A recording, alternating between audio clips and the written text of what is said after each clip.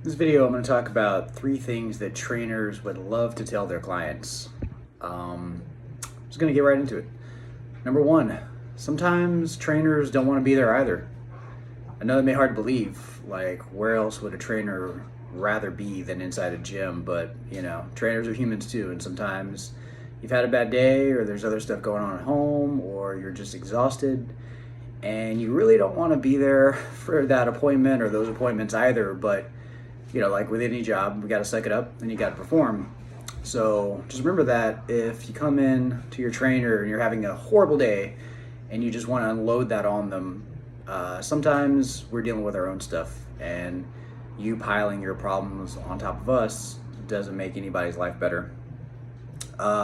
Contrary to popular belief, it's not really up to the trainer to motivate you. Yes, it is up to the trainer to, motivate you during the session and, energize you and make it enthusiastic. And, I try and make it a point to make it a fun environment. I think that's motivating. But if you constantly need to be pushed, if you don't want to show up to your appointments and you have to constantly be reminded or drug in by your hair, then it's not a healthy relationship for either one. If you really think that the motivation has to come from outside of you and come from a trainer, then you're never going to really accomplish anything, at least as far as your fitness goals are concerned, because what if that trainer's not there? If you always need somebody pushing you, then, and you don't have that internal drive, just sorry to tell you, you're not really going to accomplish your goal, because that trainer's not going to be there around you 24 hours a day, 7 days a week. That's up to you to motivate yourself, especially outside the gym. But if you don't have that internal motivation, you're not going to find at least lasting external motivation from anybody else out there. So make sure that you at least have an internal drive and an internally motivated reason why you want to be there, why you want to do whatever you're trying to get in shape for. I know it may seem like a trainer's job is super easy. You just stand there and you're sitting on a piece of equipment, lounge back, counting reps, and it seems like there could not be any easier job in the world. But behind closed doors, it's actually quite difficult. Like I said, there's often a lot of stuff going on behind the scenes that doesn't get seen by a client or even other gym members. You're either programming outside of the session, or you're educating yourself, you're trying to stay up to date on research, or taking extra certifications. Most of the training job happens outside of the gym and in between sessions.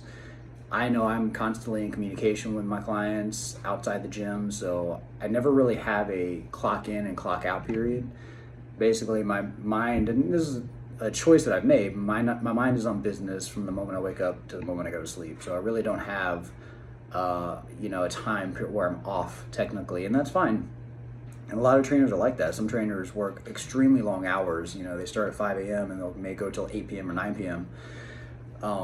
So that's just a very long work day for anybody, no matter what you do. And just like I mentioned before, sometimes clients come in and they've had a bad day and they're kind of unloading their bad day on you. So keep in mind that maybe that trainer has already seen 5 people that day, and maybe 2 of them or 3 of them have had bad attitudes or a bad day. So that can be draining. When you're dealing with other humans, it can be very taxing for a lot of people. So it's not as simple as it seems. Now, granted, there are a lot of trainers that are kind of lazy and they don't really do that much, and they really do just kind of lean on a piece of equipment and count reps.